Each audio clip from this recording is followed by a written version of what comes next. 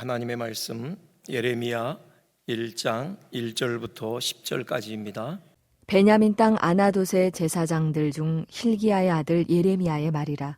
아몬의 아들 유다 왕 요시야가 다스린 지 13년에 여호와의 말씀이 예레미야에게 임하였고, 요시야의 아들 유다의 왕 여호아김 시대부터 요시야의 아들 유다의 왕 시드기야의 11년 말까지 곧 5월에 예루살렘이 사로잡혀 가기까지 임하니라. 여호와의 말씀이 내게 임하니라. 이르시되 내가 너를 모태에 짓기 전에 너를 알았고 네가 배에서 나오기 전에 너를 성별하였고 너를 여러 나라의 선지자로 세웠노라 하시기로, 내가 이르되 슬프도소이다. 주 여호와여 보소서, 나는 아이라 말할 줄을 알지 못하나이다 하니, 여호와께서 내게 이르시되 너는 아이라 말하지 말고 내가 너를 누구에게 보내든지 너는 가며 내가 네게 무엇을 명령하든지 너는 말할지니라. 너는 그들 때문에 두려워하지 말라. 내가 너와 함께하여 너를 구원하리라. 나 여호와의 말이니라 하시고, 여호와께서 그의 손을 내밀어 내 입에 대시며 여호와께서 내게 이르시되 보라, 내가 내 말을 내 입에 두었노라. 보라, 내가 오늘 너를 여러 나라와 여러 왕국 위에 세워 내가 그것들을 뽑고 파괴하며 파멸하고 넘어뜨리며 건설하고 심게 하였느니라 하시니라. 우리 한번 앞뒤 좌우로 인사 나누실까요? 네. 3일 동안 평안하셨습니까? 네. 수요일 밤에 뵙게 돼서 또 반갑습니다. 사랑하고 축복합니다. 우리 예수로 충만한 복된 삶을 살아가기로 결단합시다. 예레미야 선데요, 여기 예레미야 4장 19절부터 21절까지 한번 세 번역으로 한번 준비됐습니까? 제가 한번 봉독해 드리겠습니다. 예레미야가 이렇게 고백하고 있습니다. 아이고 배야, 창자가 뒤틀려서 견딜 수 없구나. 아이고 가슴이야, 심장이 몹시 뛰어서 잠자코 있을 수가 없구나. 나팔 소리가 들려오고 전쟁의 함성이 들려온다. 재난에 재난이 꼬리를 물고 일어난다. 온 나라가 황무지가 된다. 호련히 나의 천막집도 무너지고 순식간에 나의 장막집도 찢긴다. 저 전쟁 깃발을 언제까지 더 바라보고 있어야 하는가? 저 나팔 소리를 언제까지 더 듣고 있어야만 하는가? 이게 우리가 예레미야서를 쭉 읽다 보면요, 자주 마주하게 되는 예레미야의 탄식 중에 하나입니다. 예레미야가 이런 탄식을, 이런 울부짖음을 많이 외치는 것을 우리가 목도하게 돼요. 그래서 예레미야 선지자를 우리가 보통 눈물의 선지자다, 슬픔의 선지자다, 비탄의 선지자다, 이렇게 많이들 부르거든요.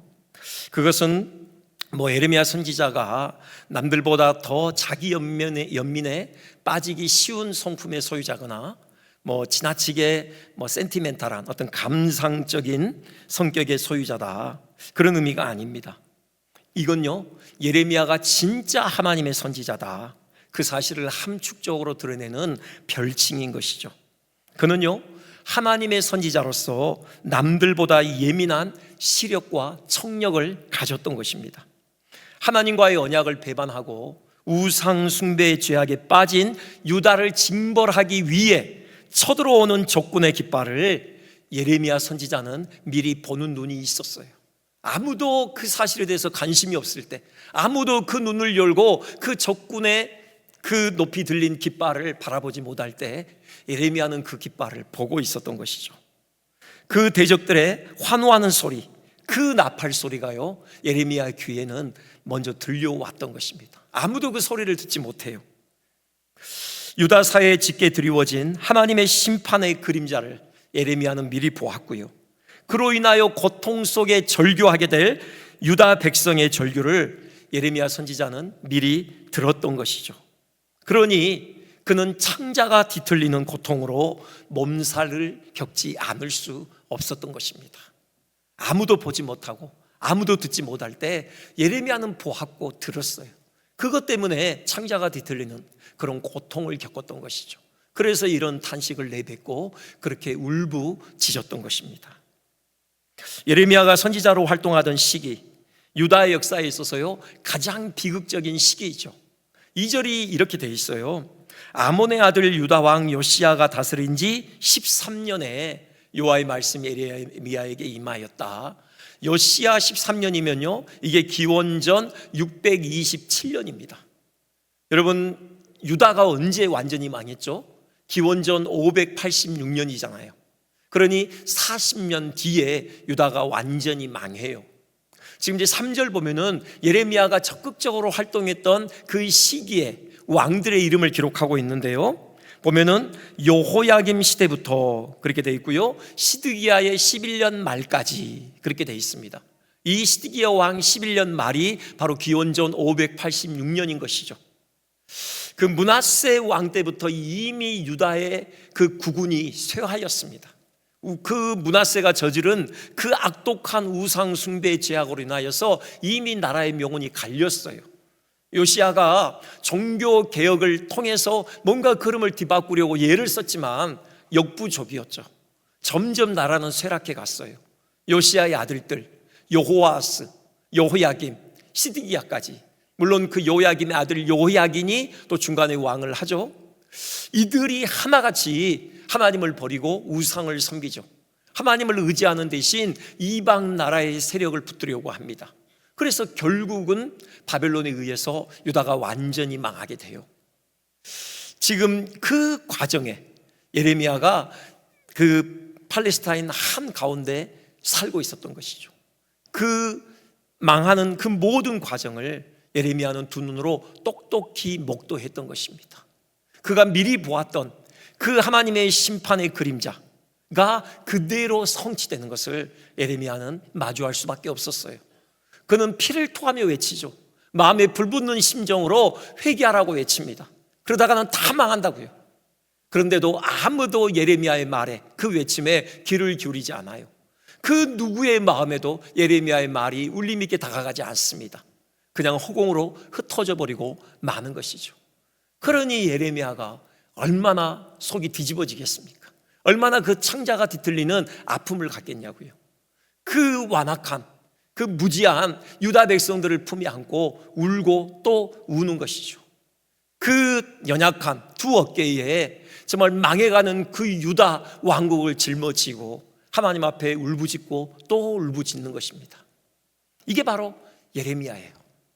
그게 예레미야에게 붙여진 눈물의 선지자라는 의미입니다. 그가 단지 감상적이어서가 아니고요, 누구보다도 참 선지자로서 하나님의 심장을 품고 있었다라는 것이죠. 그 예레미야의 가슴에 있었던 창자가 뒤틀리는 듯한 그 애끓는 심정, 그 아픔이요, 원래 하나님의 심장 안에 있었잖아요.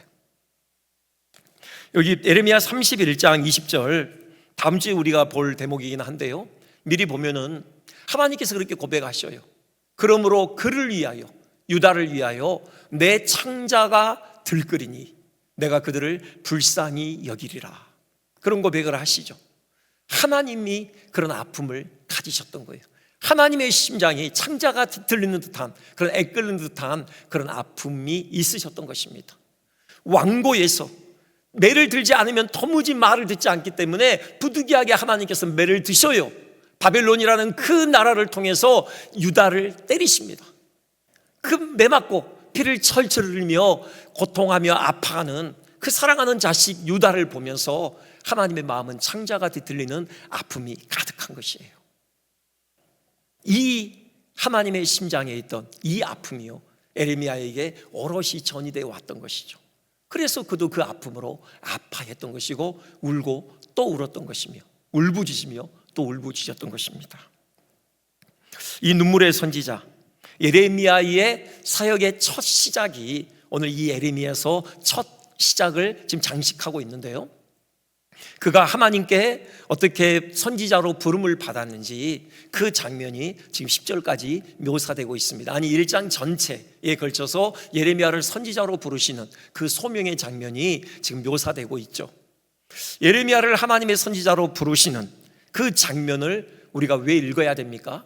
또 우리가 그 장면을 읽으면서 우리는 어떤 마음가짐을 가져야 할까요? 우리가 비록 예레미야처럼 우리 모두가 다 목사로 부름을 받은 건 아니잖아요. 모두가 하나님의 말씀을 대언하는 일에 우리의 온 생을 다 드리도록 전념하도록 그런 풀타임 사역자로, 전임 사역자로 부름은 받진 않았으면, 그럼에도 불구하고 우리 모두는 다 이 세상에 하나님을 증거하고 진리의 빛을 비추는 통로로 쓰임받기 위해 부름받은 자들입니다. 우리가 이 땅에 존재하는 것, 그것은 세상에 하나님을 증거함으로, 진리의 빛을 비춤으로 한 뼘 한 뼘 하나님 나라를 확장시켜 가는 것, 그것이 우리에게 주어진 사명이죠. 예레미야를 부르셨던 것처럼 하나님께서는 우리를 또한 부르셨어요. 그 점에서 이 예레미야의 소명 장면을 우리가 다시 들여다보면서 우리의 소명을 다시금 생각하고, 우리가 하나님 앞에 소명받은 자로서 어떤 마음가짐을 가져야 하는지 한 번 더 우리가 좀 되새기는 그런 시간을 갖고자 하는 것입니다. 먼저요, 생각할 것은 우리를 사명자로 부르심은 전적인 하나님의 은혜의 일이다. 우리는 그 사실을 다시금 여기서 확인하게 되어져요. 우리가 그럴 만한 자격을 갖추고 있어서가 아니라 하나님께서 우리를 불러 이 사명을 맡겨주신 것은 전적으로 하나님의 은혜라는 것이죠. 하나님께서 예레미야를 선지자로 불러 세우실 때 과연 예레미야가 그 사명을 감당할 만한 충분한 준비가 되어 있었을까요? 그렇게 볼 수 없는 면이 여럿 있어요. 1절 보면요, 예레미야의 출신 성분 이렇게 소개되고 있죠. 베냐민 땅 아나돗의 제사장들 중 hil기야의 아들 예레미야, 이렇게 되어 있습니다. 여기서 주목해 볼 단어는 아나돗이라는 단어이죠. 아나돗에 얽혀 있는 히스토리가 있습니다. 지금 다윗 시대에 활동했던 두 제사장 가문이 있어요.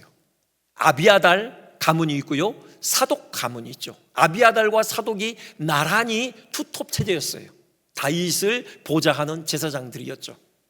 그런데 이 세력의 균형이 깨져요. 이제 다윗에게서 이제 솔로몬으로 왕위가 넘어가잖아요. 아직 솔로몬이 후계자로 완전히 확고히 되지 않았던 그 시기에 왕위를 노리는 다윗의 아들이 있었죠. 압살롬은 이미 죽었고요, 암놈도 죽었고요. 이제 그 다음 순위의 아들입니다.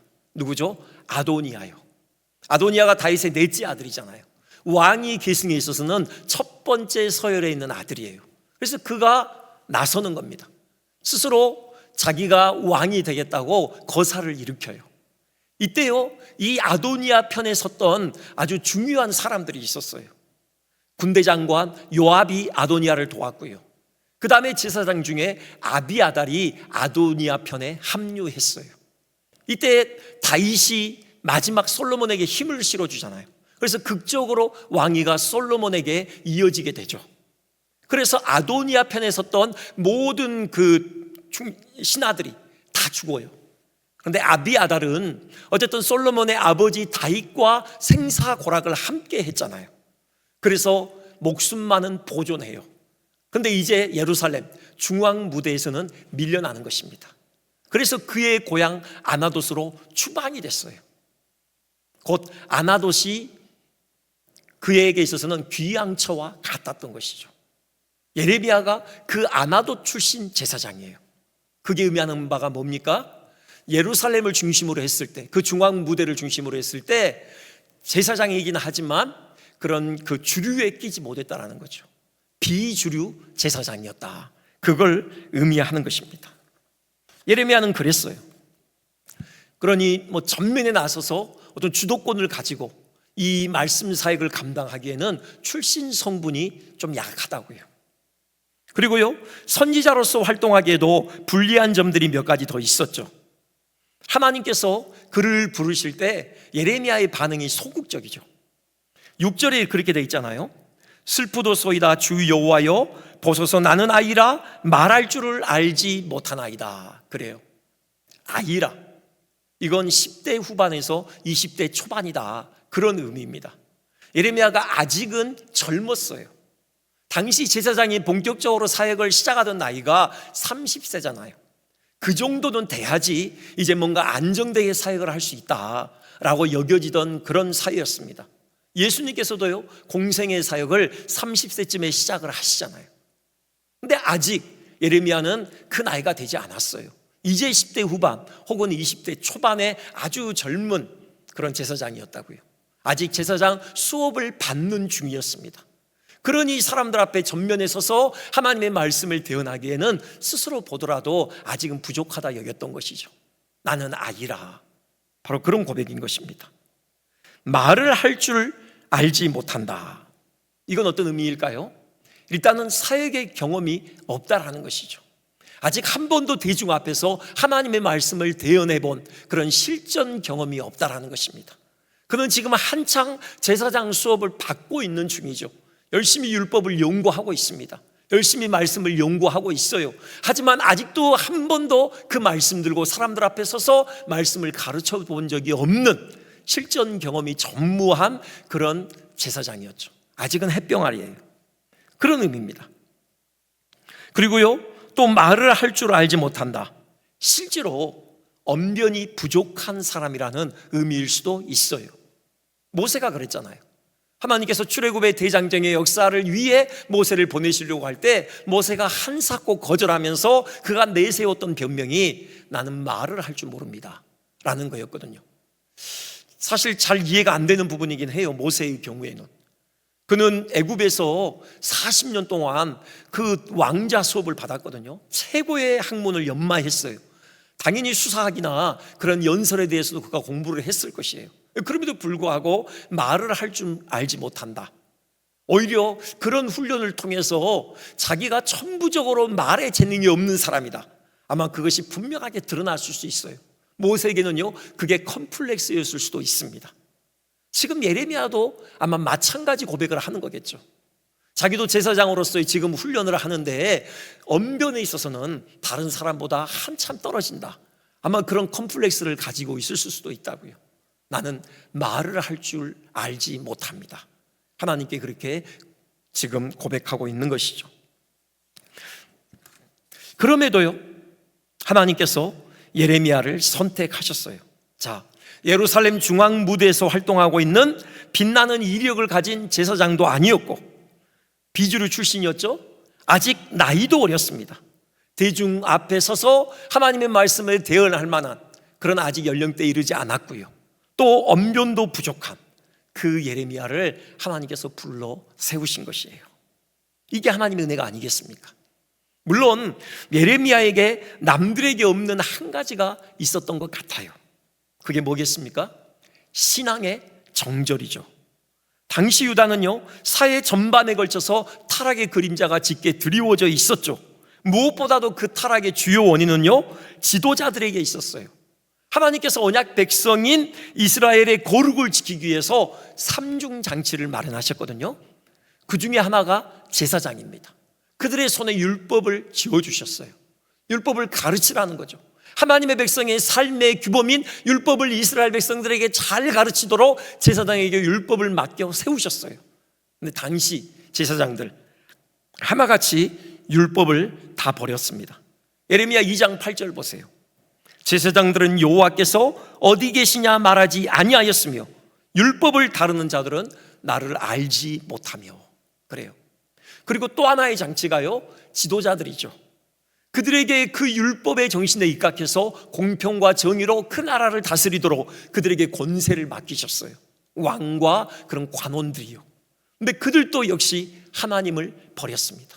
하나님을 반역해요. 그리고 마지막 하나의 장치가요, 선지자죠. 다 말을 안 들을 때, 이스라엘이 엇나갈 때 하나님의 이름으로 그들에게 불붙는 심정으로 회개를 촉구하도록 하나님께서 선지자들을 보내시잖아요. 그들의 그 악을 향하여 치닫는 발걸음을 멈춰 세우고 돌이키도록 선지자들의 외침을 외치게 하셔요. 그런데 그 선지자들마저도요, 바알의 이름으로 애언했다고 해요. 바알의 이름으로 애언했다. 뭘 의미하는 걸까요? 거짓 풍요를 선포했던 것이죠. 거짓 평안을 선포했던 것입니다. 바알이 상징하는 게 풍요잖아요. 너희들에게 풍요가 있을 것이다. 평안이 있을 것이다. 이런 말만을 되풀이했던 것입니다. 이런 총체적인 타락의 시기에 하나님께서 예레미야를 눈여겨보셨던 것이죠. 그 많은 신앙의 정절을 지키고 있었던 것이에요. 앞서도 말씀드렸듯이 그 시대의 타락상을 목도하면서 그 의로운 심정이 상하여 속에서 불타는 듯한 고통을 느끼고 있었던 것입니다. 이 자질, 선지자로서 무엇보다도 중요한 자질인 것은 분명해요. 근데 우리가 이거 생각해 봐야 돼요. 지금요, 예레미야를 선지자로 선택하신 때가 언제인가? 하나님께서 직접 밝히십니다. 5절, 우리 한번 5절 함께 한번 봉독할까요? 내가 너를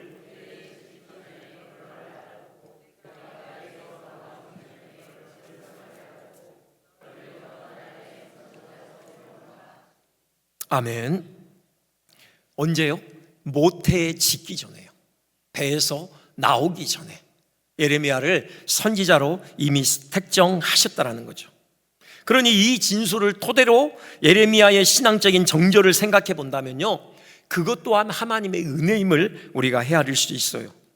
하나님께서 이미 예레미야를 선지자로 불러 세우실 것을 작정하시고 그를 준비시키셨던 것이죠.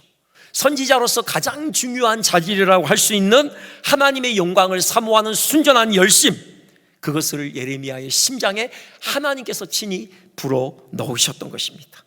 예레미야가 다른 제사장들과 다르게 하나님을 향하여 순전한 정절을 지킬 수 있도록 지키신 분이 하나님이셨다. 우리는 그 사실을 여기서 발견하게 되는 거죠. 예레미야의 어떤 노력 이전에 하나님의 은혜가 그에게 먼저 주어졌던 것이죠. 그래서 예레미야가 하나님의 선지자로 세워질 수 있었던 것입니다.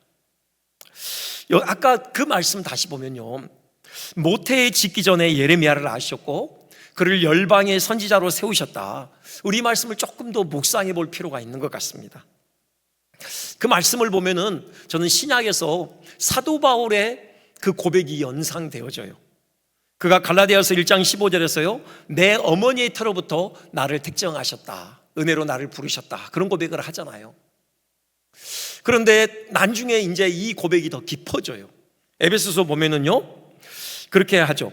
창세전에 그리스도 안에서 우리를 택하사, 단지 모태에서가 아니라 바로 세상을 지으시기 전에 이미 우리를 택정하셨다. 사도 바울의 그 선택의 교리에 대한 이해가 더 깊어지는 것을 보게 되어져요. 우리 사실 특별히 우리 좀 청소년들이 오늘은 뭐 거의 없네요. 제 아들도 늘 이 자리에 있었는데 오늘은 어디가 있죠? 특별히 있네요. 오늘 앞에 앉았군요. 네. 특별히 우리 청소년들에게 좀 이 말씀을 전하고 싶었어요. 하나님께서 우리를 택정하신 것은 세상을 짓기 전에, 영원 전에 하나님께서 우리를 이미 하나님의 자녀로 불러 세우셨다라는 거죠. 여러분, 우리 이미 과학을 알고 있기 때문에 뭐 수억 개 되는 정자 중에 정자 딱 하나가 난자를 만나서 수정체가 이루어지죠. 그래서 우리 육체가 빚어졌잖아요. 하나님을 알지 못하는 과학자들은 순전히 우연이라고 규정을 해요. 그냥 우리는 우연히 세상에 던져졌다, 그렇게 우리 정체성을 얘기하죠. 그게 아니라는 거죠. 바로 하나님께서 그렇게 섭리하셨다라는 것입니다. 하나님께서 우리 단 하나의 육체를 우리를 위해서 준비하셨고요, 또 우리를 위해서 영혼을 친히 지어서 결합시키셨다라는 거죠. 우리가요, 이 땅을 살면서 어느 시점에 하나님을 만났어요. 그 하나님을 만나고서 우리가 감격에 겨워서 우리가 이렇게 고백해요. 하나님, 내 삶에 하나님처럼 소중한 분이 없습니다. 하늘과 땅에서 주밖에 내가 사모할 자가 없습니다. 우리는 이렇게 고백을 해요. 우리 하나님께서 그 고백 들으시고 기쁘게 받으시죠. 그러면서 이렇게 답변하실 거예요. 야, 너는 이미 나에게 창세전부터 그렇듯 소중한 존재였단다. 창세전에 나는 이미 너를 보면서 그 넘치는 기쁨을 주체할 수가 없어 기쁨의 탄성을 질렀단다. 기뻐 춤추며 노래했지. 우리 하나님께서 우리를 향하여 이렇게 답변하실 거라는 거죠. 여러분, 창세전에 하나님께서 이미 우리를 알고 계셨어요. 요즘 젊은이들 뭐 인사이더 뭐 이런 단어 좋아하죠. 뭐 셀러브리티, 유명 인사, 이런 거 좋아하는데요, 하나님께서는 창세전에 이미 우리를 알고 계셨습니다. 하나님 앞에 우리는 무명한 자가 아니라 유명한 자였던 것이에요.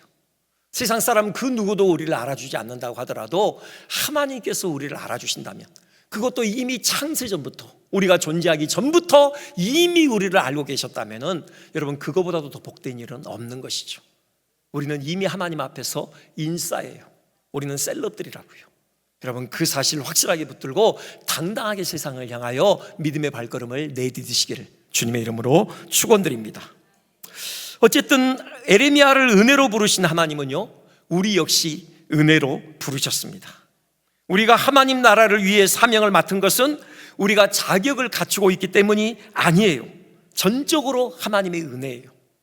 우리가 자주 착각하는 게 있는데요, 하나님의 일을 내 힘으로 한다, 우리는 그렇게 생각해요. 그래서 무슨 일을 맡길 때 우리는 정중하게 겸손히 이렇게 사양하죠. 저는 아직 준비가 안 되었습니다. 다음에 좀 더 준비되면 할게요. 그리고 예레미야처럼 구체적으로 이유를 대기도 해요.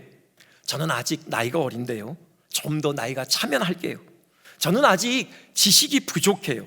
좀 더 배운 다음에 하겠습니다. 아직 경험이 없어요.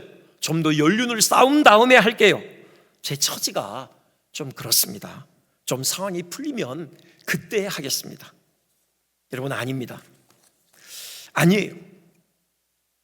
주님께서 우리를 부르실 때 우리가 무슨 자격을 충분히 갖추고 있다고 인정하셔서 우리를 부르시는 게 아니에요. 우리의 지식과 우리의 경험과 우리의 능력과 우리의 그 당찬 의지가 필요해서 우리를 부르시는 게 아니라고요. 그냥 주권적으로 우리를 하나님의 사역에 동참시키기로 하나님께서 결정하신 것이죠. 그 일을 감당하기 위해서 필요한 모든 것은 다 하나님께서 우리에게 공급해 주셔요. 우리의 능력이 아니라요, 하나님의 능력이라니까요. 우리의 지식이 아니라 하나님의 지혜예요. 우리의 의지가 아니라 하나님의 신실하신 의지입니다. 그분의 능하신 손으로 우리를 붙드시고 반드시 그 사명의 여정을 완주하도록 주님께서 우리와 함께 하시는 것이에요. 물론 우리가 말씀을 배워야죠. 복음에 대한 깊은 이해를 가져야 합니다. 사명을 위해서만이 아니라 우리의 구원의 완성을 위해서도 우리는 복음을 깊이 깨달아야 돼요. 게을러서는 안 돼요. 하지만 우리가 그것 때문에 정말 주께서 우리에게 함께 하자고 권면하실 때 그것이 거부할 만한 그런 합당한 근거는 될 수 없다. 우리는 그 사실을 인정하고 아멘으로 우리 화답했으면 좋겠습니다. 그리고 이제 반년이 지났는데요, 이제 우리 교회 안에서 여러분 맡겨진 그 사명을 감당하는 데 있어서 많이 지치셨을 거라 그런 생각이 들어요. 정말 기대하던 그런 열매가 눈에 안 보일 수도 있고요. 여러분, 또 정말 아프고 뭔가 정말 이렇게 눈물 지어야만 하고 예레미야처럼 여러분 그런 상황이 6개월 동안 이어졌을 수 있어요. 여러분, 정말 하나님의 위로로 여러분을 위로하고 싶습니다. 하나님께서 다 하셔요. 하나님께서 지금까지 여러분을 붙드셔서 지금 그 사명의 자리를 지켜오신 것입니다. 우리 힘으로 한 게 아니에요. 하나님께서 우리와 함께 하셨어요. 열매는 반드시 하나님께서 보게 하실 것이에요. 하나님의 때와 하나님의 방식으로 우리의 수고에 대해서 하나님께서 열매를 주실 거라고요. 우리가 예레미야처럼 창자가 뒤틀리는 아픔, 여러분 그거 겪는 거 포기하지 말자고요. 그것 때문에 우리 그 자리를 물러서지 말자고요. 우리 기꺼이 하나님을 위해서 감수하자고요. 우리 그 사명의 자리를 다시 한번 지키기로 우리 하나님 앞에 결단했으면 좋겠습니다. 이제 남은 6개월 하나님께서 공급하시는 그 은혜로 우리 승리하는 복된 한 해 되시기를 주님의 이름으로 축원드립니다. 두 번째, 마지막인데요, 벌써 끝났으면 좋겠죠. 금방 끝내드리겠습니다. 네네. 꼭 이 말씀은 드려야 될 것 같아서요. 우리는 그 부르심에 전적인 순종으로 응답해야 된다. 우리 이 사실을 한 가지 더 배울 수 있어요. 7절에 보면요, 하나님께서 그렇게 답변하셔요. 너는 아이라 하지 말아라. 내가 누구에게 보내든지 너는 가고 내가 네게 무엇을 명령하든지 너는 말해라 말씀하셔요. 전적인 순종이죠. 하나님께서 가라고 하시는 곳으로 가고요, 하나님께서 우리를 입을 열어서 말씀하라고 하는 내용을 우리는 가감없이 전하면 되는 것이에요. 예레미야 경우 이 일 결코 쉽지 않죠. 누구에게 가라고 하십니까? 유다 백성들인데요, 그 유다 백성들을 완고해요. 하나님의 말씀이라면요 아주 기겁을 합니다. 예레미야 6장 10절 보세요. 보라, 그 귀가 할례를 받지 못하였으므로 듣지 못하는도다. 보라, 여호와의 말씀을 그들이 자신들에게 욕으로 여기고 이를 즐겨하지 아니하니. 이런 완고한 자들이었어요. 그들 앞에 하나님의 말씀을 외치래요. 이게 쉽습니까? 여러분 선생님들, 여러분 주일학교 청소년부 가르치는 우리 선생님들, 여러분 말씀에 대해서 관심이 없는 그 아이들, 장난만 치려고 하는 그 아이들 앞에서 여러분 하나님의 말씀을 가르치는 게 쉽냐고요? 쉽지 않잖아요. 예레미야는 그 일을 했어야 됐어요. 그리고 유다 서민들에게만, 민중들에게만 가는 게 아니죠.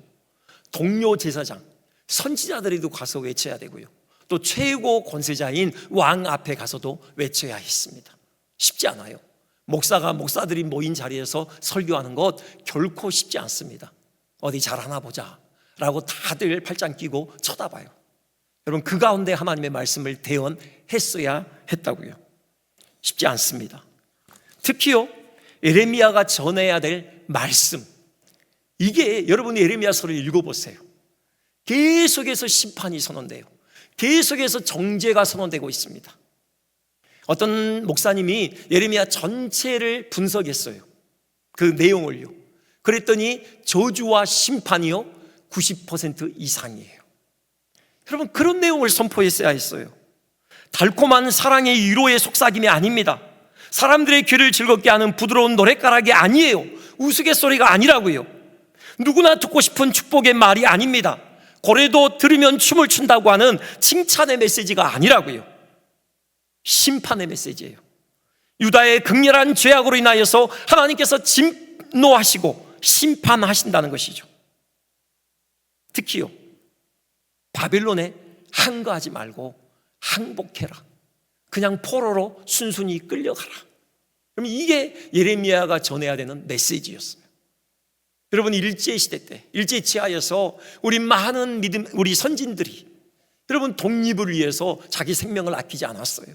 재산 다 틀어가면서 정말 자식들 내팽개치고 가족 내팽개치고 그렇게 독립 그 투쟁의 현장에서 자기들의 삶을 걸었다고요. 그 사람들 앞에 우리가 나타나서 이거 다 쓸데없는 일입니다, 이게 하나님의 뜻이 아니라고요, 그냥 일제에 항복하십시오, 여러분 이렇게 선포하라고 한다면 여러분 그거 할 수 있겠습니까? 예레미야가 해야 될 일이 지금 그 일이었다고요.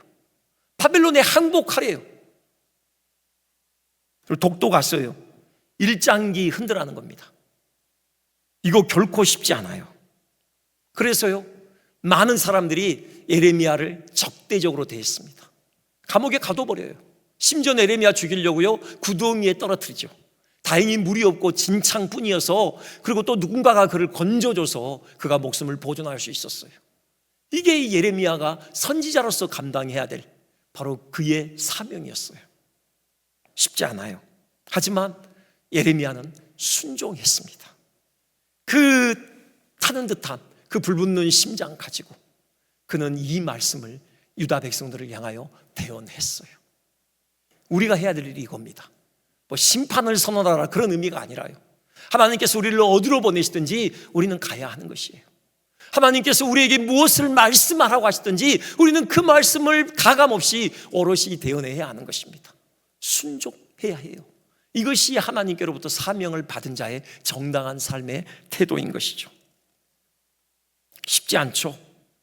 세상에서요 복음을 증거하고 하나님의 뜻을 온전히 실천내는 삶 결코 쉽지 않아요.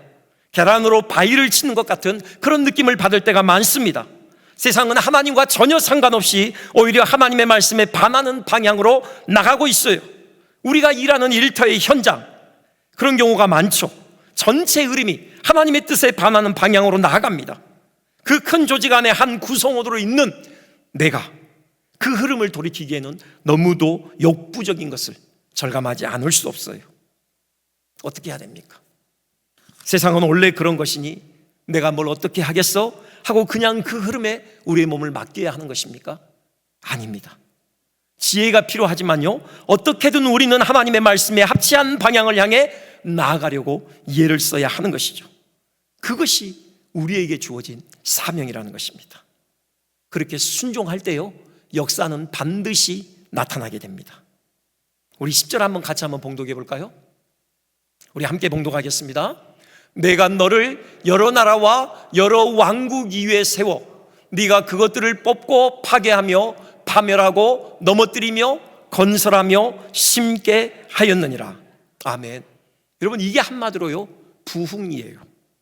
먼저 파멸할 것들을 파멸하는 거죠. 죄악된 것들을 제거하는 것입니다.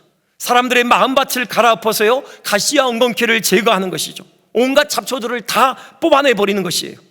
우상들을 파괴하고요, 파멸시키고 하나님을 대적하여 높아진 모든 교만을 허무는 것입니다. 그리고 그렇게 기경된 마음밭에 생명의 씨앗을 뿌리는 것이죠. 평화의 열매를 주렁주렁 맺히게 하는 것입니다. 뽑고 허물고 심고 건설하는 것, 바로 이것이 참된 부흥이죠.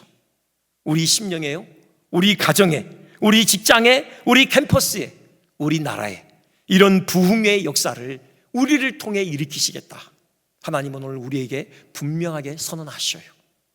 우리가 순종할 때요, 우리가 그 사명을 귀히 여기고 우리가 믿음으로 발걸음을 내디딜 때 하나님은 우리의 발걸음마다 이 부흥의 열매를 맺게 해주시겠다 약속하시는 것입니다. 여러분, 이 부흥을 우리 목도했으면 좋겠어요. 우리가 서 있는 그 삶의 현장에 이런 부흥의 역사이기를 간절히 주님의 이름으로 축원드립니다. 너는 내게 부르짖으라. 내가 알지 못하는 크고 비밀한 일을 내게 보이리라. 약속하신 주님, 우리가 그 약속 붙들고 주님 앞에 부르짖습니다. 우리의 기도에 주님 응답하십니다. 우리가 생각지도 못한 놀라운 부흥의 역사, 하나님의 계획하신 대로 이루어 주실 것을 믿습니다. 하늘의 문을 열어주시고 하늘의 그 신령한 은혜를 우리 가운데 쏟아 부어주시고 우리를 통하여 그 은혜의 바람이 이 지역에 흘러가는 놀라운 역사 있게 하여 주시옵소서.